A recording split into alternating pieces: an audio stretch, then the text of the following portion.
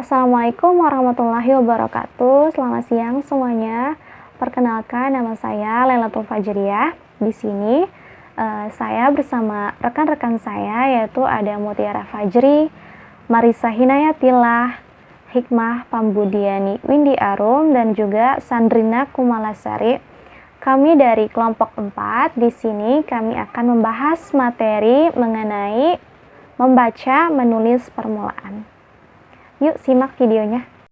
Nah, pertama-tama di sini saya akan membahas tentang pengertian membaca, menulis permulaan atau bisa juga disingkat MMP. Nah, membaca menulis permulaan adalah sebuah program pembelajaran yang diorientasikan atau bisa dikatakan tujuannya itu diarahkan pada pengembangan kemampuan membaca dan menulis anak pada sekolah kelas-kelas awal saat mereka itu duduk di bangku sekolah gitu. Mengapa disebut permulaan? Karena seperti yang kita tahu bahwa anak itu ada masa peralihan di mana mereka dulunya tuh belajar di kelompok belajar, bisa juga di TK ataupun lingkungan rumahnya, sekitarnya gitu, menuju ke dunia persekolahan, yaitu sekolah dasar, sekolah dimana itu merupakan hal baru bagi anak gitu. Nah, program MMP ini merupakan program yang penting untuk diajarkan, atau hal pertama yang harus diajarkan pada anak saat mereka masuk di bangku sekolah dasar, utamanya kelas 1 SD gitu. Kenapa? Karena kemampuan membaca dan menulis itu dalam membaca menulis permulaan merupakan landasan dasar bagi anak dapat memperoleh ilmu-ilmu lainnya gitu. Seperti yang kita tahu bahwa ilmu itu didapat apabila kita membaca dan menuangkannya melalui tulisan gitu. Maka dari itu anak pada awal sekolahnya itu diwajibkan atau harus diajarkan membaca dan menulis permulaan. Nah, untuk kemampuan membaca permulaan itu biasanya itu lebih diorientasikan pada kemampuan membaca tingkat dasar. Nah, membaca tingkat dasar ini tuh dilalui pada tahap melek huruf yang pertama. Apa itu tahap melek huruf? Maksudnya itu pada tahap ini anak-anak sudah mampu mengubah dan melafalkan lambang-lambang tulisan menjadi bunyi-bunyian yang bermakna. Seperti contohnya huruf A, B, C, D sampai Z, huruf abjad, mereka lafalkan gitu. Nah, itu kan artinya mereka membunyikan suatu huruf yang tadinya hanya sebuah tulisan gitu. Atau bisa juga dari rangkaian beberapa huruf menjadi sebuah kata, contohnya B, U, K, U, kemudian dijadikan satu menjadi sebuah kata, yaitu buku yang memiliki arti atau makna gitu contohnya. Nah, biasanya tuh pada tahap ini anak-anak itu hanya mampu melafalkan tanpa memahami apa yang mereka lafalkan gitu. Nah, kemudian pada fase ini tuh anak dibina sama gurunya itu lalu diarahkan pada tahap yang lebih lanjut lagi gitu, yaitu ada tahap melek wacana. Apa itu tahap melek wacana? Tahap melek wacana itu adalah tahapan di mana anak tidak hanya mampu melafalkan, tetapi juga memahami apa yang mereka lafalkan, atau lebih tingkat lebih lanjut daripada melek huruf gitu. Nah, pada tahap ini itu merupakan tahap kemampuan membaca yang sesungguhnya, di mana anak sudah mampu melafalkan dan juga memahami apa yang mereka lafalkan. Nah, selanjutnya yaitu ada menulis permulaan. Nah, kemampuan menulis permulaan ini tidak jauh berbeda dengan membaca permulaan. Biasanya tuh diawali anak-anak itu dilatih menulis semirip mungkin dengan kemampuan menulis dan menggambarnya untuk melukiskan sebuah lambang tulis gitu. Nah, pada tahap ini anak-anak itu menuliskan lambang-lambang menjadi sebuah struktur yang nantinya akan jadi lambang-lambang yang bermakna gitu. Nah, selanjutnya pada tahap ini tuh anak dilatih dan digiring untuk mampu menuliskan atau menuangkan ide, gagasan, perasaan untuk dituangkan dalam bentuk tulisan melalui lambang-lambang tulis yang mereka kuasai gitu. Nah, disinilah yang dikatakan menulis yang sesungguhnya. Nah, selanjutnya itu ada tujuan membaca menulis permulaan, dimana seperti yang kita tahu bahwa di sini kita menggunakan kurikulum 2013 hasil penyempurnaan dari kurikulum sebelumnya, yaitu kurikulum 2006 atau KTSP, yaitu kurikulum tingkat satuan pendidikan, di mana upaya penyempurnaan kurikulum ini itu dimaksudkan untuk mewujudkan peningkatan mutu dan relevansi pendidikan dengan kebutuhan masyarakat Indonesia. Untuk aspek kemampuan membaca itu sendiri dapat dilakukan melalui kegiatan seperti membaca huruf, suku kata, kalimat, paragraf, sebuah bacaan, dan lain sebagainya gitu. Hal itu bisa dilakukan melalui pembelajaran dengan kegiatan membaca dari hasil sastra, seperti contohnya dongeng, cerita anak, cerita rakyat, cerita binatang, puisi, syair lagu, dan juga drama anak gitu. Dimana semua itu tuh diarahkan untuk menumbuhkan budaya membaca gitu. Nah, untuk kompetensi menulis di kelas rendah biasanya itu kurikulum yang digunakan itu pada 2013 itu menetapkan sebagai berikut, yaitu pertama, siswa mampu menulis beberapa kalimat yang dia bisa buat sendiri gitu dengan huruf lepas atau huruf sambung gitu. Terus ada juga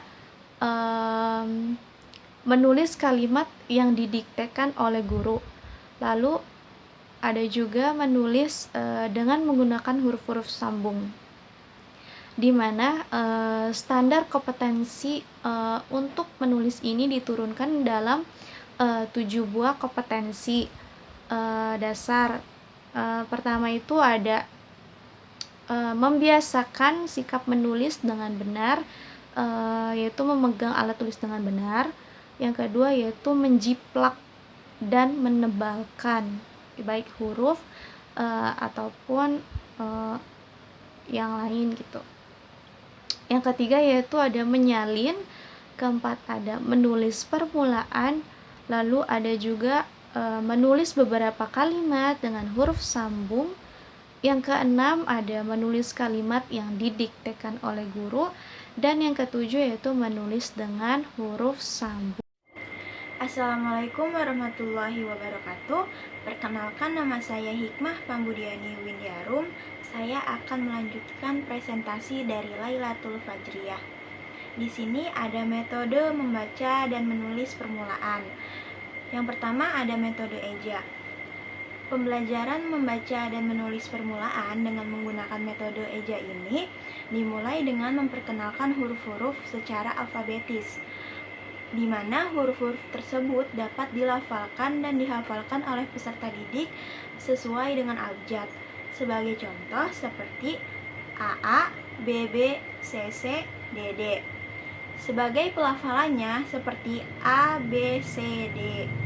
Selain itu, dapat juga memperkenalkan kalimat-kalimat menjadi suku kata. Suku kata menjadi kata, kata menjadi kalimat.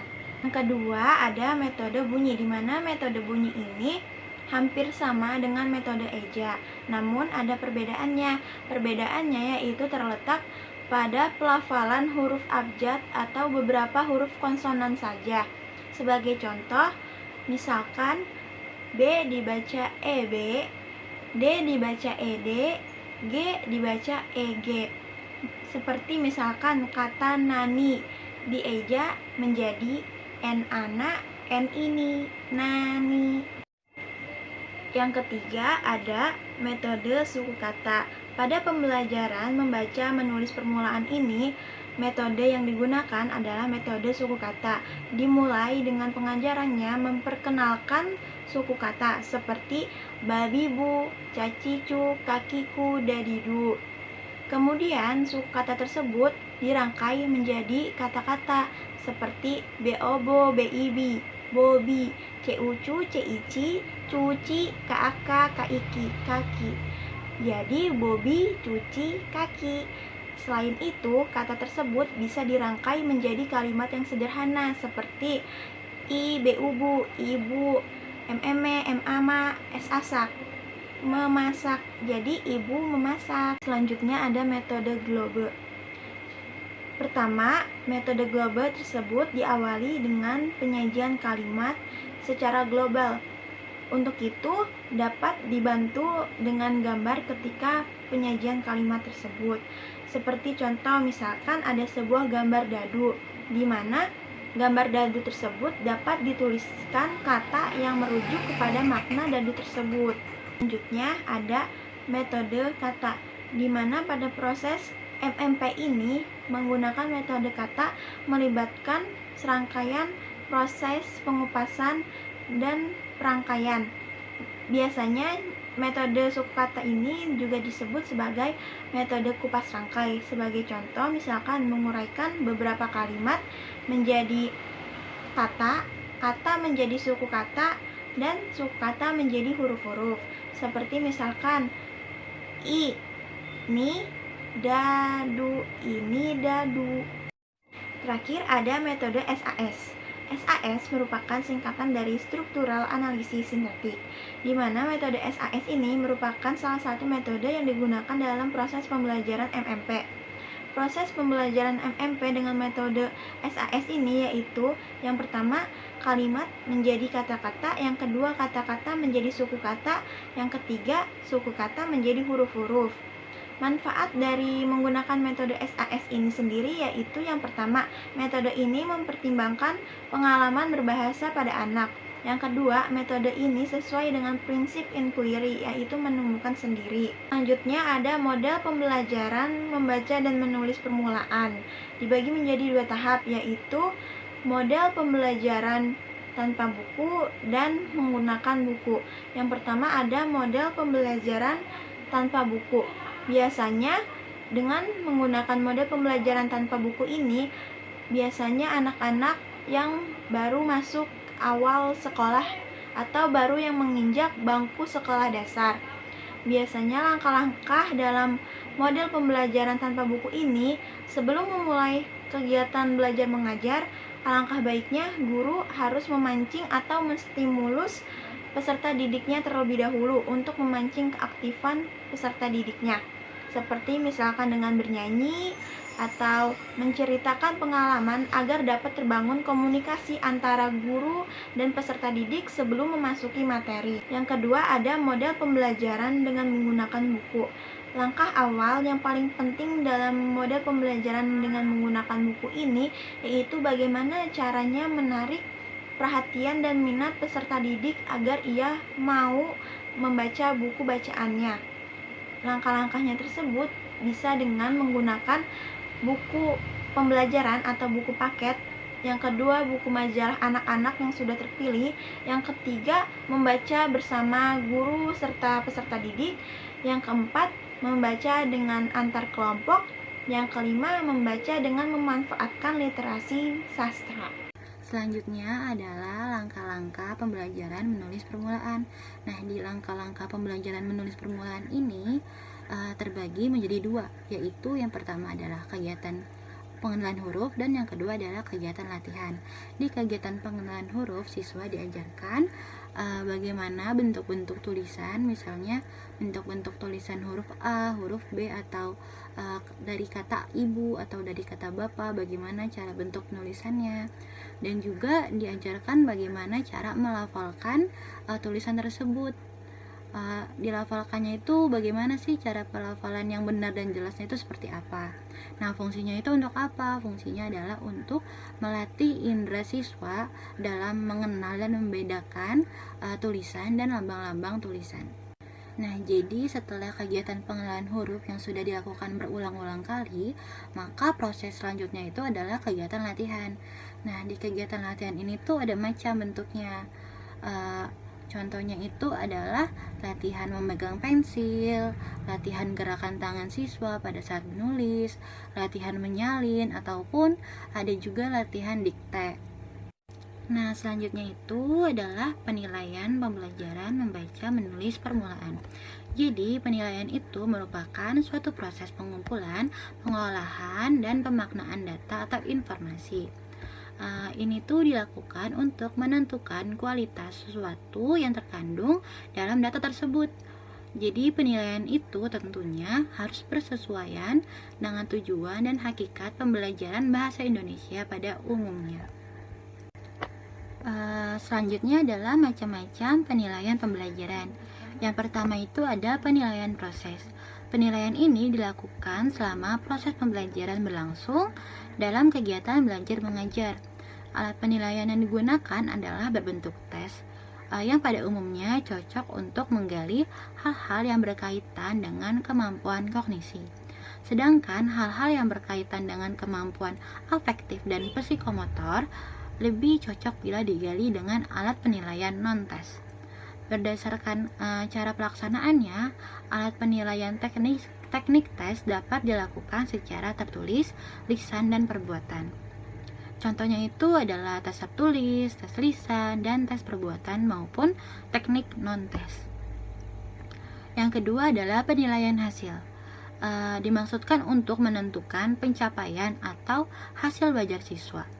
Alat penilaian itu dapat digunakan berupa tes maupun non-tes. Untuk menilai pencapaian hasil belajar siswa dalam pembelajaran MMP di kelas rendah dimaksudkan untuk menilai kemampuan siswa dalam hal kemelek hurufan yang dicapai. Perkenalkan, saya Sandrina Kumalasari, ingin melanjutkan presentasi dari Mutiara Fajri. Slide selanjutnya tentang tes membaca permulaan dapat mengambil bentuk-bentuk seperti berikut ini. Yang pertama, membaca nyaring. Jadi, siswa diminta untuk melafalkan lambang tertulis baik berupa huruf, suku kata, atau kalimat sederhana. Melalui tes ini, guru akan dapat menilai kemampuan siswa dalam mengidentifikasi lambang-lambang bunyi, melafalkannya, dan memaknainya. Yang kedua, ada mengisi wacana rumpang. Mengisi wacana rumpang dalam berbagai tataran kebahasaan sesuai dengan pemokusan pembelajaran yang diberikan. Teknik isian rumpang untuk membaca permulaan tidak berpatokan pada teknik isian rumpang. Sebagaimana halnya untuk membaca tingkat lanjut atau membaca pemahaman yang aturannya sudah baku. Misalnya dengan pelesapan setiap kata kelima, keenam, atau ketujuh secara konsisten. Adapun perumpangan suku kata atau kata. Di sini juga ada contoh pelesapan suku kata. Ini mimi. I, ni, mi. Selanjutnya ada contoh pelesapan kata pada teks sederhana dapat dikombinasikan dengan gambar. Teks ini sebaiknya diambil dari teks yang pernah diperkenalkan kepada anak. Selanjutnya ada problematika membaca menulis permulaan. Kebiasaan dan kegemaran membaca dan menulis perlu ditumbuhkan sejak dini. Kemampuan membaca dan menulis yang diperoleh siswa sekolah dasar akan menjadi dasar pembelajaran membaca dan menulis di kelas berikutnya. Sebagai kemampuan yang mendasari kemampuan berikutnya, kemampuan membaca dan menulis permulaan benar-benar memerlukan perhatian khusus dari guru. Jika dasar itu kuat, maka pada tahap membaca dan menulis lanjut, siswa akan mengalami kesulitan untuk memiliki kemampuan membaca dan menulis yang memadai. Assalamualaikum warahmatullahi wabarakatuh. Saya Marisa Hinatilah akan melanjutkan presentasi dari rekan-rekan saya. Di sini saya akan menjelaskan tentang beberapa contoh problematika dalam membaca dan menulis permulaan.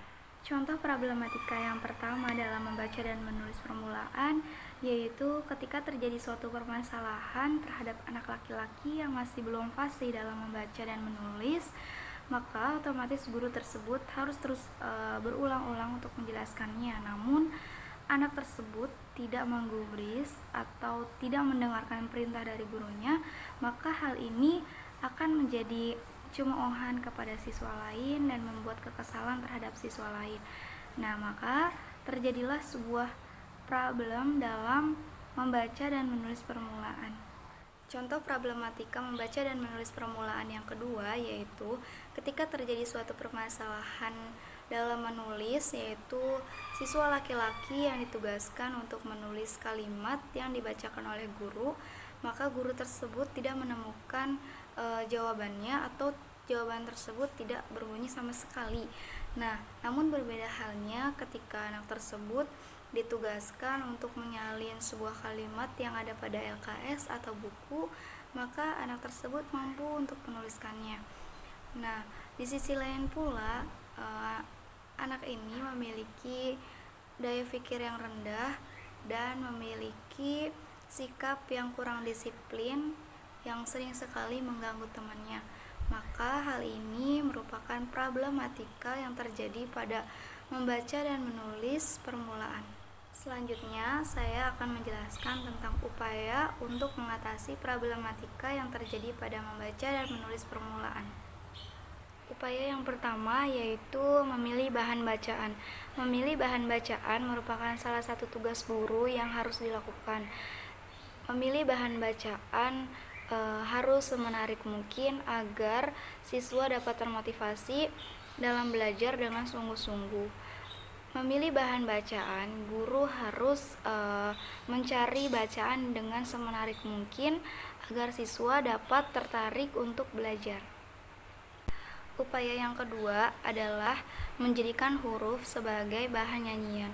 Hal ini juga sangat terpenting untuk guru lakukan, terkhusus untuk siswa yang belum bisa mengenal huruf dengan baik dalam membaca ataupun menulis.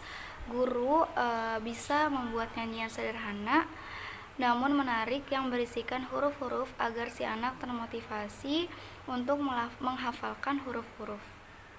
Upaya yang ketiga yaitu memilih media pembelajaran yang inovatif. Hal ini juga sangat penting untuk guru lakukan karena dengan pembelajaran yang inovatif dapat mendorong siswa agar termotivasi dalam belajar, terkhusus dalam membaca dan menulis permulaan. Upaya yang keempat adalah memilih media pembelajaran yang inovatif dan bervariatif. Dengan hal ini dapat membantu upaya permasalahan guru dalam mengatasi membaca dan menulis permulaan. Di antaranya yaitu model pembelajaran example, non-example, dan model pembelajaran kooperatif integrated reading and composition. Upaya yang kelima adalah memotivasi siswa. Memotivasi siswa merupakan hal yang sangat penting juga untuk guru lakukan, karena dengan memotivasi siswa, guru memberikan dorongan semangat untuk siswa agar belajar dengan sungguh-sungguh. Contoh dengan memotivasi siswa, guru memberikan umpan balik atau memberitahu tentang kemajuan belajarnya di dalam kelas. Oleh sebab itu, guru hendaknya memberikan umpan balik sesegera mungkin ketika siswa sedang bekerja atau belajar dan sesudah siswa melengkapi tugasnya. Mungkin cukup sekian presentasi dari kelompok kami, kurang lebihnya mohon maaf. Terima kasih. Wassalamualaikum warahmatullahi wabarakatuh.